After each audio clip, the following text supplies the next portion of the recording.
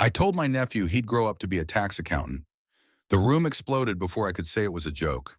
It was supposed to be a simple family dinner, the kind where you laugh over mashed potatoes and argue about who gets the last slice of pie, the kind where my sister, Claire, would roll her eyes at my dumb quips, and Mom would shush us like we were still kids.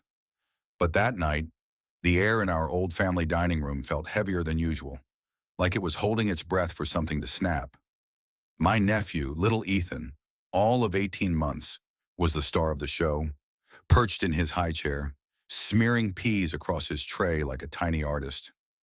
His giggles were the only thing keeping the mood from tipping into something darker. Claire had been on edge all evening. She'd barely touched her wine, her fingers twitching around the glass stem as she darted glances at me. I knew why. It was no secret that she and I had been drifting apart since she became a mom.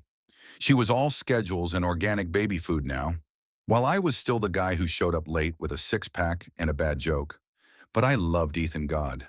Did I love that kid? His big, curious eyes and the way he'd reach for me with those chubby hands made me feel like maybe I wasn't the screw-up Claire thought I was.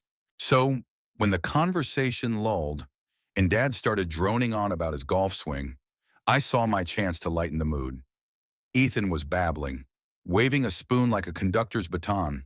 I leaned over, tickled his chin, and said, "Hey, little man, you're going to grow up to be a tax accountant.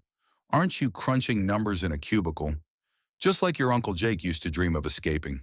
I chuckled, expecting a laugh from the table. It was a dumb joke, the kind I always made, poking fun at the life I'd dodged by chasing my music gigs instead of a 9 to 5. The silence that followed was deafening. Claire's face turned to stone. Her eyes, usually soft and tired from late-night feedings, burned with something I hadn't seen before. "What did you just say?" she hissed, her voice low, like a warning shot. I blinked, caught off guard. "It's just a joke. Claire, like boring job stuff." "Lighten up, lighten up," her voice cracked, and before I could process it, she grabbed her wine glass and hurled it at me. The red liquid arced through the air, splashing across my shirt, the table, and the pristine white tablecloth Mom had spent hours ironing. The glass hit the edge of the table and shattered, sending shards skittering across the wood. Ethan wailed, startled by the crash, and Mom gasped, her hands flying to her mouth. Dad just stared, fork frozen halfway to his lips. "Claire, what the hell?" I shouted, standing up, wine dripping down my chest. Ethan's cries grew louder, and I instinctively reached for him, but Claire was already out of her seat, scooping him into her arms. "You think this is funny?" she screamed, clutching Ethan so tightly he squirmed. "You think you can just waltz in here, make fun of my son's future, and call it a joke? You're unbelievable, Jake." I stood there, dumbfounded, the sting of her words hitting harder than the wine. "It was a joke. Claire, I didn't mean anything by it." "You never mean anything by it," she shot back, tears brimming in her eyes. "You never take anything seriously. You don't get it, do you? I'm trying to give Ethan a life. You'll never understand a stable one. And you come in here, mocking that, mocking me, in front of everyone." The room felt like it was closing in. Mom was whispering to Dad, trying to calm things down, but her voice was shaky.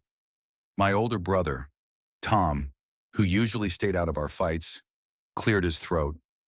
"Jake, maybe you should apologize," he said quietly, but his tone carried the weight of judgment. "Apologize for what I snapped, my voice louder than I meant it to be, for trying to make people laugh, for not being some perfect parent like Claire thinks she is." Claire's face crumpled, and for a second, I thought she might throw something else. Instead, she turned and stormed out of the room, Ethan still crying in her arms. The door to the guest room slammed shut, and the silence that followed was worse than the shouting. I sank back into my chair, the damp shirt clinging to my skin. Mom started blotting the tablecloth with a napkin, muttering about stains, but her hands were trembling.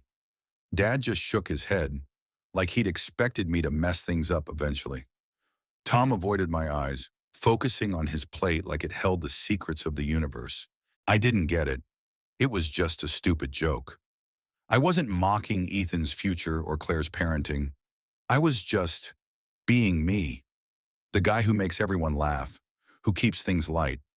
But as I sat there, staring at the red stain spreading across the tablecloth, I started to wonder if maybe I'd missed something. Maybe Claire wasn't just mad about the joke. Maybe this was about something bigger, something I'd been too careless to see.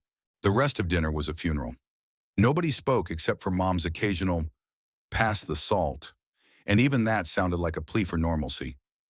I wanted to go after Claire, to fix it, but every time I opened my mouth, the words felt wrong. What could I say? Sorry I made a dumb joke. It didn't feel like enough. Not with the way she looked at me, like I'd betrayed her. After dessert, which nobody ate, I slipped out to the porch. The night was cool, the kind of crisp autumn air that makes you feel alive. But I just felt heavy. I pulled out my phone, scrolling through old texts from Claire. There was a time when we'd been close, really close. Back when we were kids, she'd sneak me extra cookies when Mom wasn't looking. When I dropped out of college to chase my music dreams, she was the one who showed up to my first gig, cheering louder than anyone. But somewhere along the way, things changed. She got married, had Ethan, and I stayed the same. The fun uncle, the guy who never grew up. I heard the door creak behind me. It was Tom, his hands stuffed in his pockets. "You okay?" he asked, which was more than I expected from him. I didn't mean to upset her. I said, my voice quieter than I meant it to be, "It was just a dumb joke." Tom sighed, leaning against the railing. "It's not about the joke, Jake. It's about everything else." "What's that supposed to mean?" He hesitated, like he was choosing his words carefully. "Claire's been stressed. Like, really stressed. Ethan's got some developmental stuff, nothing major. But she's been taking him to specialists, worrying about his future. And you come in, all carefree, making jokes about jobs and futures." It hit a nerve. I felt like I'd been punched in the gut. Nobody had told me about Ethan. Not Claire, not Mom, not Dad. "Why didn't she say anything?" I asked, my voice barely above a whisper. Tom shrugged. "You know, Claire, she doesn't like asking for help. And you're not exactly the guy people go to for serious stuff." That one hurt. I wanted to argue, to say I could be serious, that I cared about Ethan and Claire more than anything. But the truth was, I hadn't been there. I'd been too busy playing gigs, crashing on friends' couches, living the life I thought made me free. I hadn't noticed Claire struggling, hadn't thought to ask. "I didn't know," I said finally. "Yeah, well, now you do," Tom replied. "Question is, what are you going to do about it?" I didn't have an answer. Not then. Anyway. But the next morning, I found Claire in the kitchen, feeding Ethan his breakfast. He was back to his giggly self, smearing oatmeal on his cheeks. Claire looked exhausted, her eyes red like she hadn't slept. "Hey," I said, hovering in the doorway. She didn't look up. "Can we talk?" She sighed, setting down the spoon. "What do you want, Jake?" I took a deep breath. "I'm sorry. About the joke. About everything. I didn't know about Ethan, about what you're going through. I should have asked." Her eyes softened, just a fraction, but she didn't say anything. I kept going. "I love that kid, Claire, and I love you. I know I'm not reliable or whatever, but I want to be there for you guys. If you'll let me." She looked at me for a long time, like she was searching for something. Finally, she nodded. "Okay, but no more accountant jokes." I laughed, and for the first time in hours, it felt real. Deal. Over the next few weeks, I started showing up, not just for dinners, but for the little things, helping with Ethan's doctor visits, watching him so Claire could have a break. It wasn't easy. I had to cancel gigs, rearrange my life. But every time Ethan smiled at me, it felt worth it. Claire and I started talking again, really talking, like we used to. She told me about her fears for Ethan, about the pressure she felt to be the perfect mom, I told her about my own fears that I'd never be more than the family screw-up. One night, as we sat on her couch, Ethan asleep between us, she looked at me and said, "You're not as bad as you think." Jake. I smirked. High praise.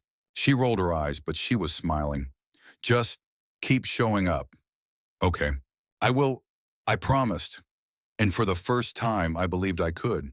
That spilled wine on the tablecloth. It left a stain. One mom never quite got out, but it also left something else, a wake-up call. A reminder that family isn't just about showing up for the good times, but for the messy ones too. That sometimes a dumb joke can crack open something deeper, something worth fixing. What do you think, was Claire right to lose it over a joke? Or did I deserve a chance to explain? How do you handle those moments when a small misunderstanding blows up into something bigger? Share your thoughts. Let's talk about where the line is between a harmless laugh and a hurt that cuts deep.